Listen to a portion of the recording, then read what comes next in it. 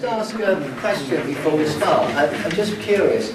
How many people in the room would identify as being a psychotherapist or a counsellor?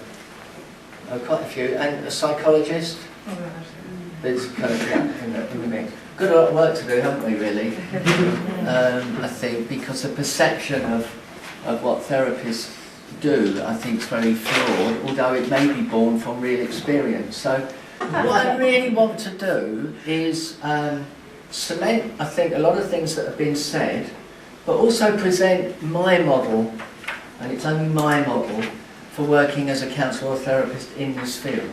Now, I can only share what I think works best, and you'll all have different ways of working. But I do want to just put a word in for the tabloids. By the way, can I just point out, those titles there on my website are purely for search engine optimization. Because whatever words I use would be wrong for everybody or somebody, unless I just put transgender. But for some people at the beginning of this journey, that wouldn't mean anything either. And whether we like it or not, they're the most searched phrases.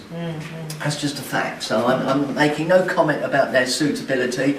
And I pinched that from clip art, the logo. I thought, when you want a special logo, no space. I use Fiverr.com. Is everyone familiar with Fiverr.com? It's a website you get things done for $5. I got that done for $5. And you might say, where's $5? And you now know that I'm also a cheapskate. I said it was good stuff. But you see, I need to say a big thank you to the Sunday People, which for many of you is just a concept. There's a newspaper that disappeared.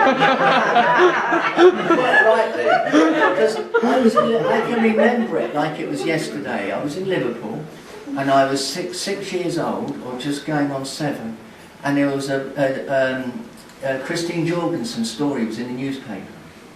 And she was one of the first women to have what we would call modern day sex reassignment surgery, and that was the moment I knew that I was not alone on the planet. So wherever you hear it, it's a narrative, isn't it, really? So, I just share a little bit. What I want to do is put this in the context, a little bit about my journey. I don't want to go on about it too much because Alex was overrun. I love Alex. Alex always makes me think, which is fantastic. She's great. But my dad died not that long ago. He was 97 when he died, which is a good age, isn't it? And I did joke, and it's true, I did an interview that he got dementia and he forgot he didn't like me. And, I know, you don't know to laugh or not, do you? But it's true. And my dad said to me when I kind of came out, and I transitioned in 1986, so it was a long, long time ago, and he said there were no gay men in the army. Well, of course there were, but they couldn't be out. And this thing about narrative and being who we are is so important because we've all got a different story. And I had aversion therapy. I must be one of the last people to actually, and you know what, I did it voluntarily to my shame, because I was so ashamed of who I was. But you know, this was the notion that I was hypnotised, taking certain drugs, and I would throw up when I put women's clothing on. And the guy said, "How are you feeling?" I said, "I'm really weak because I'm throwing up a lot."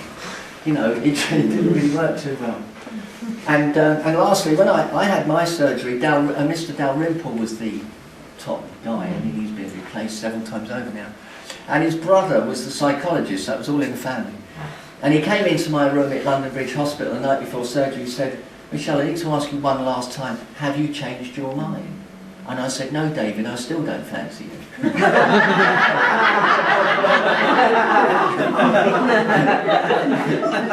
said, "I think you're ready."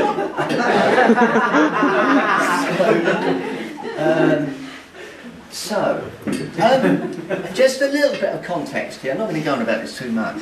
But this is a new phenomenon in terms of how it's treated, of course, because medical surgery and so on was just not possible.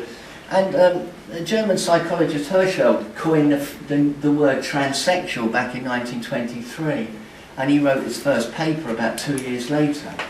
So before that, there'd be lots of examples in history like Joan of Arc and people like that who may well have been what we would call trans or transgendered, but there wouldn't have been a vocabulary for it then. And of course they couldn't do anything, there were no such things as hormone therapy. leave alone surgery, or if it was, it would have been very primitive. And in the 1960s, of course, this is where pathology started, because Harry Benjamin is largely responsible for you know, he was a revolutionary really, because he started to treat people who were transsexual. And what it really meant was that you actually had this very fixed idea that your gender was totally wrong, and the only way you would fix it would be to have surgery and swap, you know, a complete binary shift. And then in 2004, I mentioned the GRA because I'm going to just talk briefly about employment later. One of the most damaging pieces of legislation in my view that's been introduced, because it's almost like if you haven't got one, you're some way inferior. It's the Gender Recognition Act is what GRA stands for. And the only way you can change your birth certificate is to apply for a gender recognition certificate. There's all sorts of punitive things. I'm in the High Court in 2 months' time because I'm challenging the idea that it wouldn't give me a pension at 60. Because I know you can't believe I'm over 60, but it's true. And you didn't laugh then, did you? Trust me for fishing for compliments. I wasn't. And you know, I've been married for 38 years now, actually, and we've been together for 40 years. And I've got 2 kids. Why do I want to just get rid of that? For the, you know, because of the whims of some politician who deems I need to do that. And I actually was I believe the first person to have surgery without getting divorced, because you used to have to get divorced even before you could have sex reassignment surgery. And I did a 5-year real-life test because you couldn't get funding. And my partner had to sign a piece of paper in the end to say she wouldn't sue, because, you know, in their eyes they were blitzing a perfectly healthy body, and we might turn around and say that you've destroyed my healthy organs. I never quite saw them as that. And then we got the emergence of transgender, which is this new paradigm that we've been talking about really, and the gender spectrum. And I want to talk about it a little bit because Stoller was a psychologist who back in the 60s came up with the phrase primary or secondary transsexualism. Primary was that you'd known about it since your earliest memory, and secondary was if it happened during or post-puberty. And in his view, nobody should ever be granted treatment if it was secondary, because there would be factors that would have influenced your thinking, you know, your neurosis and so on. So, you know, he was responsible for that, and it kind of stayed in place for a long time, really, because, you know, what would happen is everyone was afraid that you'd get it drastically wrong, because what we get to in a minute is psychiatrists really can only ever be, because of their role, gatekeepers. That's all they can be. And we would, you see, if it weren't for Benjamin, who came up with gender identity disorder, which was what the classification was in DCM and ICD-10. ICD-10 is the, for those of you who don't know, these 2 manuals are just guides anyway. DSM is used by psychologists and psychiatrists to a degree. ICD-10 is the International Classification of Diseases. So gender identity disorder was a disease. That's why people think you can catch it. Seriously, I'm sure one of my neighbours, when I transitioned, I lived in the road for 10 years, and he walked over the road and he said to me, if you ever try anything with me, I can kill you. I'd lived there for 10 years. And I said to him, listen, if I ever felt me trying anything with you, I can kill myself. You know, this notion that suddenly you become a predator, you know, because you change your gender. And he said, I'm less capable of doing it now than I was a few months ago. That not occurred to you, but anyway. So, and what I think is important, so this came about in the 1990s really, when individuals started to challenge, as several people have talked about already, to say, well actually, you know, I don't feel that I'm really a woman, and at the same time, I've no desire to, you know, to have a penis and testicles and so on, but I want to be somewhere kind of else. And my suggestion in a few minutes when we talk about the role of therapy is that that's quite a healthy place to be in, to say, well, what is the in-between? Because there's A to Z in the alphabet, and, you know, I meet people that, I actually met somebody, because there's a thing called facial feminisation surgery that a lot of trans women will have. Because, I mean, are you all aware of why there's the difficulty for trans women and trans men? You're all experts? Fine. Yeah. Okay. Now, just briefly, testosterone, masculinizes, and it changes the cranial structure of the face, so the bone gets heavier. So, no amount of estrogen, female hormones, will undo that. It may soften the tissue, but it can't change the bone structure. For trans men who take testosterone, that the female-looking face, for want of a better word, I'm using the word female, masculinizes. So for the trans men will often, if they want to, be able to integrate just on a visual kind of appearance level more easily. So a lot of trans women will go and have facial feminisation surgery, which feminises the face. A guy called Doug Oosterhout in San Francisco pioneered it, and it's now available in lots of different places. Although sadly, I don't know, there is some available here, isn't there, Alex? Because we were talking about somebody we both know. And but it can be life-changing for somebody who, can't walk into Tesco's without people pointing, and if they don't want that, the others will go, well, I don't care, because I don't fit the binary. But for some people, it's really important, so they may have that done. So I think, I didn't really know what everybody else was going to say, but I'm not going to labour this too much because I think it's been very well said already that we need to honour and acknowledge that there is this space for a gender identity that doesn't fit with the, the binary, the alpha male versus the, the very feminine woman. So that's where I'm at on that. And just a bit about this, because a lot's been said. Does anybody know what the word actually means, dysphoria? It's the opposite of euphoria. It means you're not happy. So it can't be a diagnosis if you think about it, because if you turn up somewhere asking for any kind of treatment, you wouldn't go unless you were unhappy about something, would you? But it doesn't mean that you need to be pathologised as then having some kind of mental health issue. But so I don't have too big a problem with the word, as long as the way it's the way people work with it is healthy. But just to say, oh, you've been diagnosed with gender, because I said to somebody once, she said, that person's been diagnosed with gender dysphoria. I said, do you know what it means? He went, no. I knew it was different.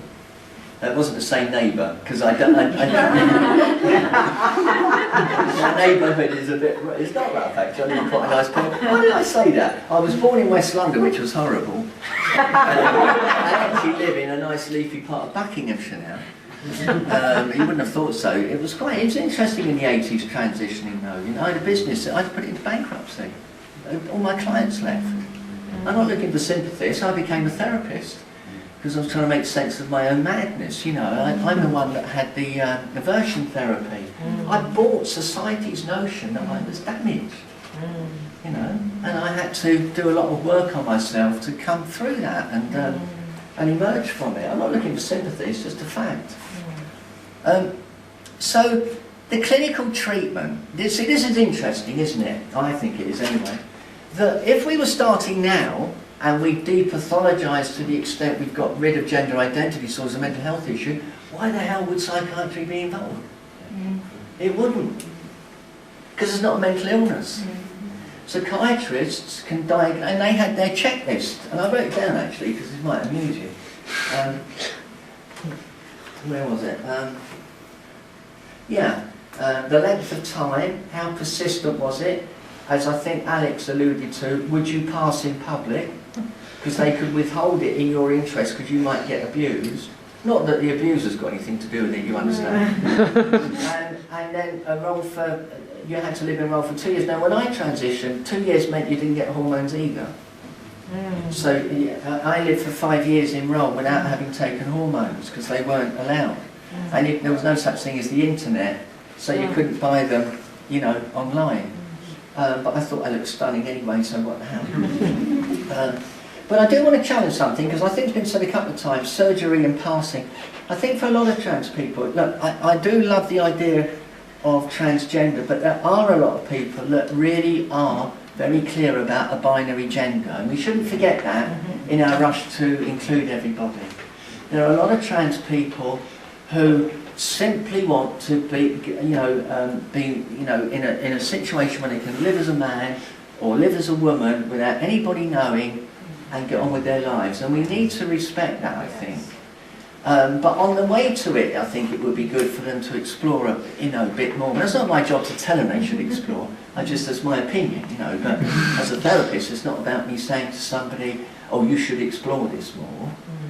But I met somebody in America at Doug Oosterhout's place that just had facial feminization surgery, had sex reassignment surgery, had breast augmentation, and was binding them because they were still living in a male role. They hadn't transitioned. Now you imagine the culture shock. How do you cope with that? So they were then hiding the fact that they had a female body, which is what they wanted. Can you see the confusion here? And Alex's point is well made about body language, because we were walking down the road, and there's a kind of a convalescent place in San Francisco where everybody goes. So everyone's at different stages with broken noses and jaws, and you look like the Invisible Man when you come out of surgery. You're plastered up. And we're walking down the road, and this person, I had a plaster over my nose with 2 black eyes, looked a bit like a panda, and this person was with me, and she looked great, but she didn't know she looked great. And the body language was like that. There were these two guys in a ditch, and as we walked past, the nudging started, and a bit of name calling, and poor thing was petrified. So me being an idiot, I walked over and I said, "Hey, you should see the other guy," and I pointed to my broken nose and kind of diffused it right while they ran off. But the point I'm making is that it was in here. She had all the facial work done and so on, but she hadn't really had time to adjust to it. That's not about whether it's right or wrong. This is a big change for people. However right it is, and as therapists, people need support, on that journey, even if it's absolutely the right thing. But the point about it is, psychiatry's got to be there at some level, because we need to make sure people haven't got psychotic illness and so on. But that's the only thing they can do.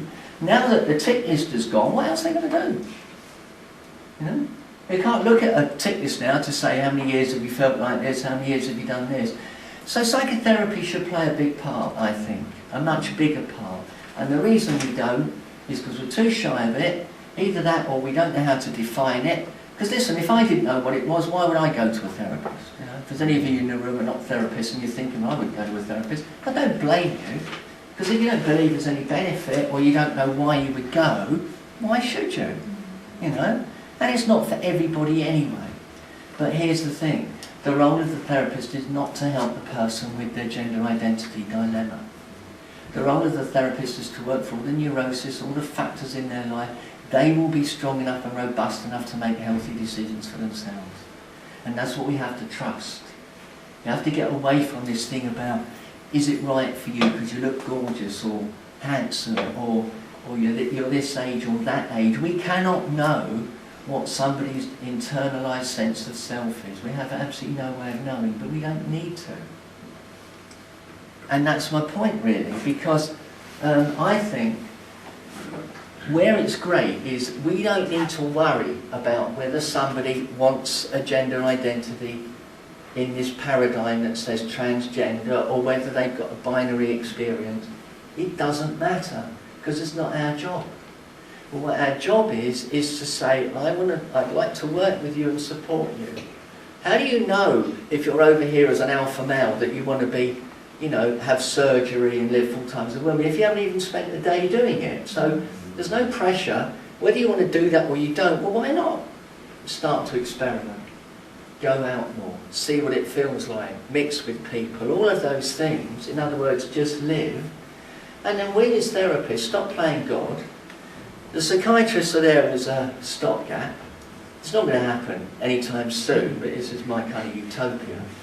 And we start treating people like individual human beings and respecting their phenomenology, to use a bit of jargon. That's what we need to do. What is your experience walking into my therapy room, or yours, and how do we work with that? And wherever somebody is, we need to affirm it. It's not about affirming what they want to do is right or wrong, but where you are now, today, this minute with me is okay. You are okay. And that is, for me, the whole crux of what it is. It's easy. The job is easy then, because we stop trying to second guess everything. Are the psychiatrists right? Are they wrong? If one more person shows me a diagram with brain sex on it, I'll scream. I don't give a shit. It's like, what's my experience now? Please look at me as a human being. And you know this business about, my encouragement to any of you who don't work in this field is, I was in therapy with a wonderful woman. I've just written a book just to name, drop and plug it.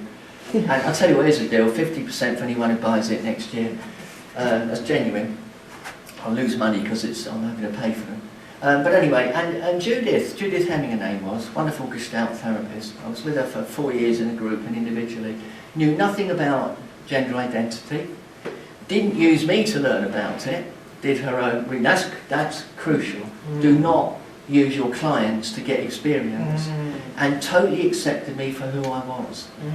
And it was like, that's what I needed, you know. I had a father who couldn't look at me, a sister who hasn't spoken to me for 30 years. I needed somebody just to say, you're all right. With all your faults and all your failings, you are okay. And that was all I needed. And we put too much pressure on people to do this binary leap. Not just about, you know, we've talked about gender roles and society, but it's more than that, because they know that clinicians won't help unless they've got a good idea about where they want to go to. But a therapist, if they're any good, isn't going to be interested in whether you know or not. They're going to be interested in staying with the not knowing. The chaos and I don't know where I want to be is the healthiest place to be for a client. And we just stay with that, don't we? Sorry, I get a bit passionate about this, but you know, and I think you see, so even for somebody like me who had a very binary kind of idea, just being accepted, I had to explore that middle. You know, getting beaten up outside Heaven nightclub one night in 1989, I think it was, and kicked half to death by some skinheads who didn't like the fact that there was this bloke wearing a dress that had just walked out of a club. You know, all of that.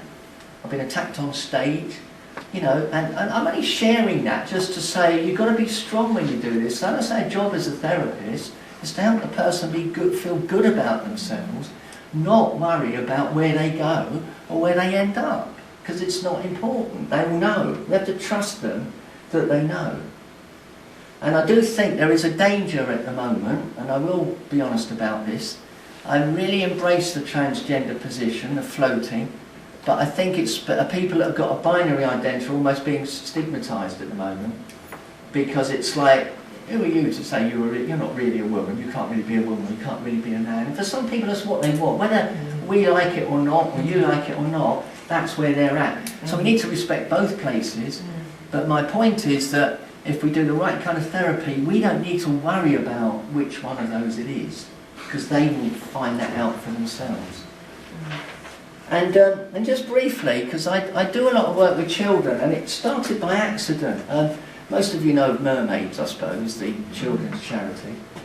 And Susie Green asked me if it was all right to give the parents my name about 3 years ago. And I worked with a child I'm still working with.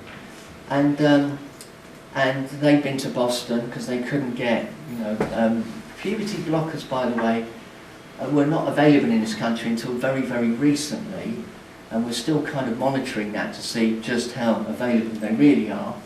But Norman Spack came up with this thought, and he was great. When I met him, he said to me, people get really kind of wound up about what I'm doing, but I just deal with what's sitting in front of them. As a distressed child, you see if we can alleviate the distress.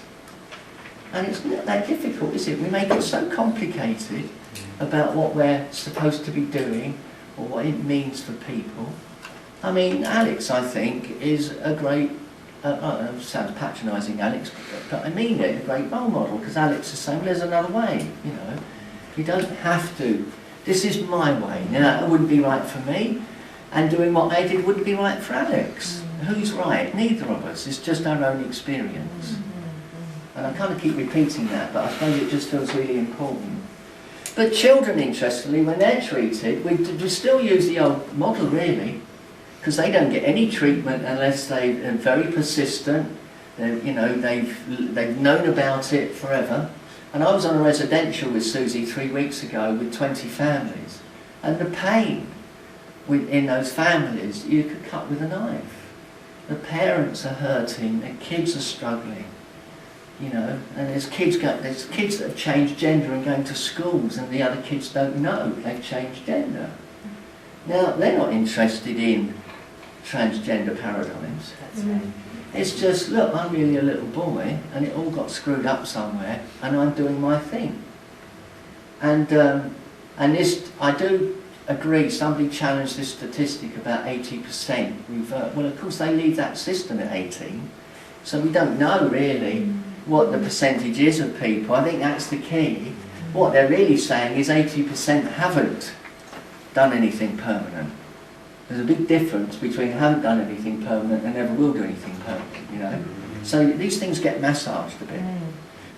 So listen, I want to, because I'm aware of the time and I should be done now. Just a quick one on the Gender Recognition Act. You know, I've got a personal investment in hating this act, but it's actually been detrimental with employment a lot. I'll tell you why, just in case you come across this, because employment's a big issue for any of your clients.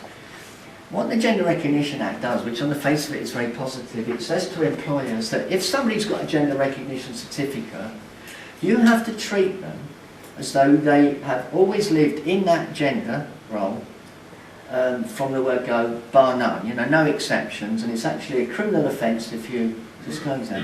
What a lot of employers do, because they don't understand the Act fully, they then assume if you haven't got a certificate, that you're in some way disadvantaged.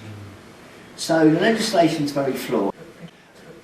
But be aware that a gender recognition certificate should never be regarded as any kind of measure other than the fact that somebody can change their birth certificate and marry in that acquired gender. You make a terrible mistake if you treat somebody without that certificate as though in some way they have a status that's less than somebody with it. Just wanted to throw that in, really, because I see it all the time. You know, I do a lot of consultancy with employers, and it's almost the rule that they get it wrong.